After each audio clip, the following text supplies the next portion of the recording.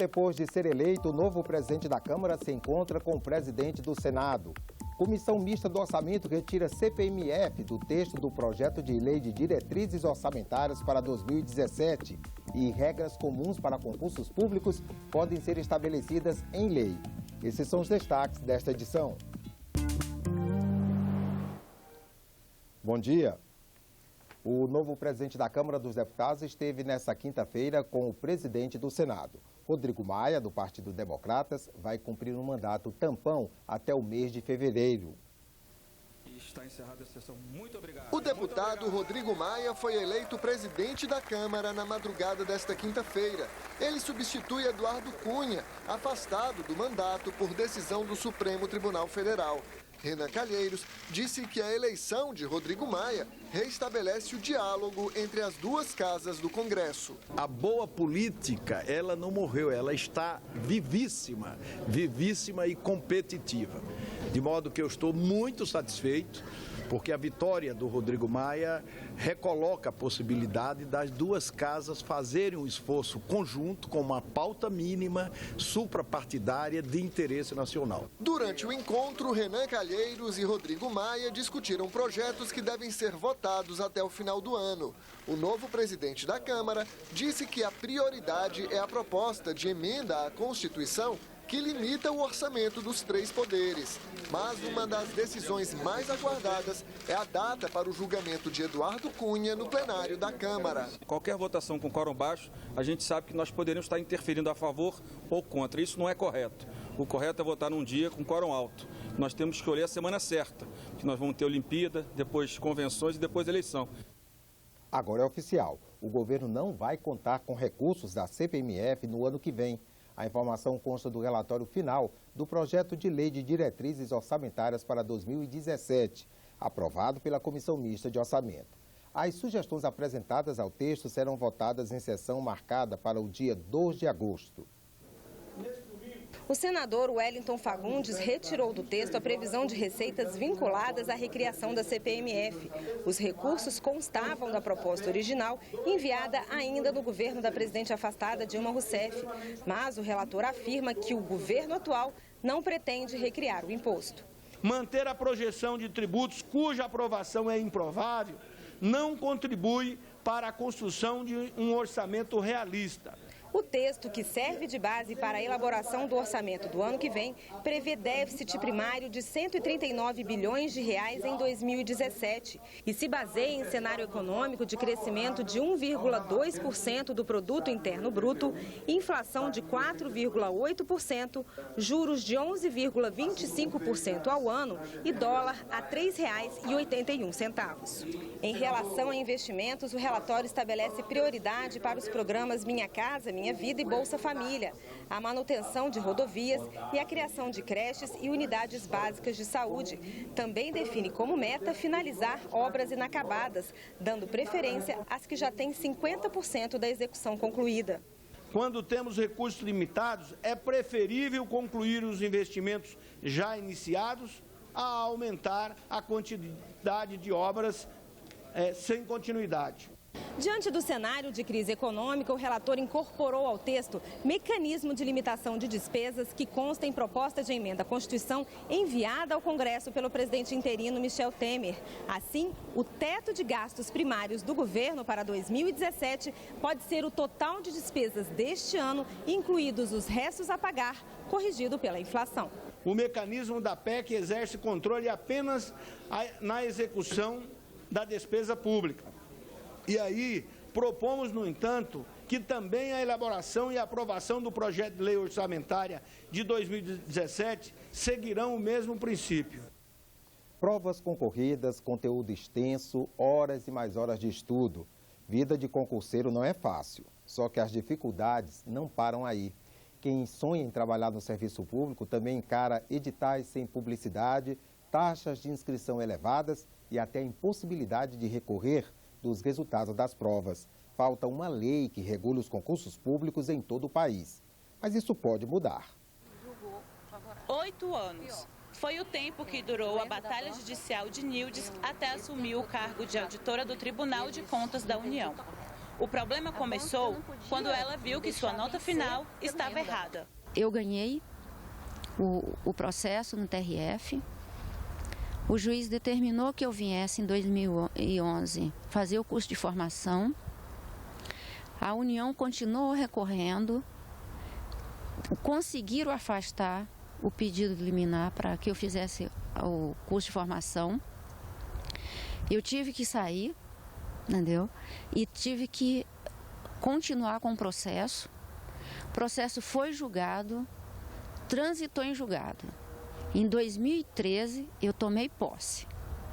Depois que transitou em julgado, eu já estava trabalhando, a União entrou com ação rescisória. Esse processo foi até o STJ, até que o STJ, em 2014, bateu o martelo e transitou em julgado. Só de lá para cá, eu tive sossego. Nildes não está sozinha.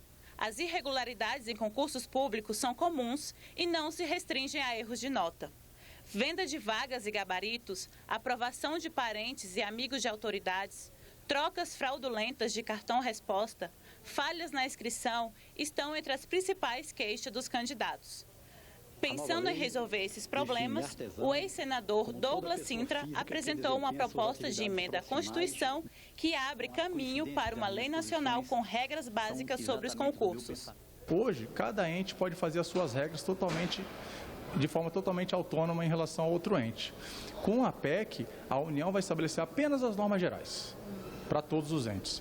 E os outros entes vão poder também complementar essas regras, então não afeta a sua autonomia federativa. A ideia é transferir para a competência concorrente entre a União, os Estados e o Distrito Federal, a legislação sobre a temática no âmbito dos entes federativos, ou seja, inexistindo uma lei federal que venha a regir a matéria, ficam os entes livres para que possam tratar do assunto, dando uma espécie de descentralização legislativa importante para que nós tenhamos agilidade nesses processos. O próximo passo já foi dado.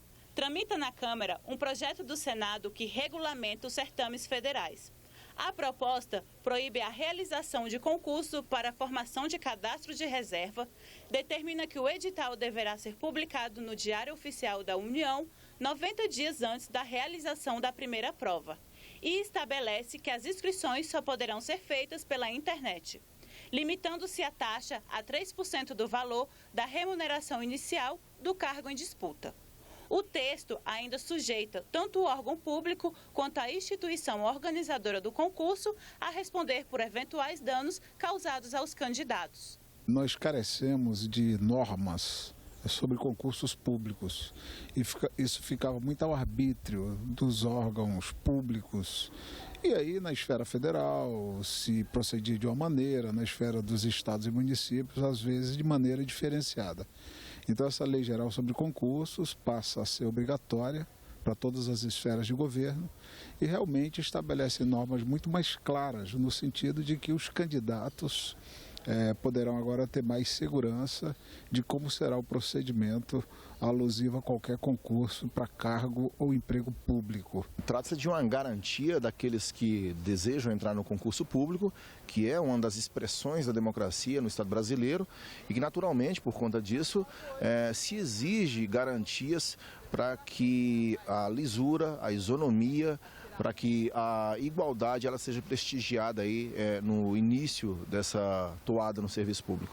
Quem já passou por isso espera que, com a aprovação da proposta, as dificuldades que os concurseiros enfrentam sejam evitadas. Realmente há uma necessidade urgente de uma lei que faça com que as bancas examinadoras, os órgãos, tenham critérios realmente definidos para que haja um respeito aos candidatos. Eu passei por tudo isso, não gostaria que ninguém passasse pelo que eu passei. Foi uma luta muito dura, porque por falta desses critérios que ainda não tem. Em balanço das atividades do Senado no primeiro semestre, Renan Calheiros disse que a casa tem sido um esteio de temperança e sobriedade em tempos de crise econômica. A afirmação foi feita na última sessão deliberativa deste mês. Ele também estimou a duração do julgamento final do impeachment de Dilma Rousseff no plenário em agosto. O presidente do Senado informou que foram aprovadas 138 matérias, sem contar as propostas que passaram pelas comissões, sem a necessidade de análise pelo plenário. O senador Renan Calheiros citou alguns dos projetos. Acrescenta entre os objetivos da assistência social o amparo à mulher vítima da violência, fixa limite máximo para as despesas das Assembleias Legislativas dos Estados e dos Tribunais de Contas, medidas tributárias referentes à realização no Brasil dos Jogos Olímpicos e Paraolímpicos, adoção de medidas de vigilância em saúde pela presença do mosquito, transmissor do vírus da dengue e do vírus chikungunya e do Zika vírus, extingue o adicional de tarifa aeroportuária, estabelece a participação mínima da Petrobras no consórcio de exploração do pré-sal, lei das estatais, lei de responsabilidade das estatais. Renan Calheiros ressaltou o papel do Senado na estabilização econômica.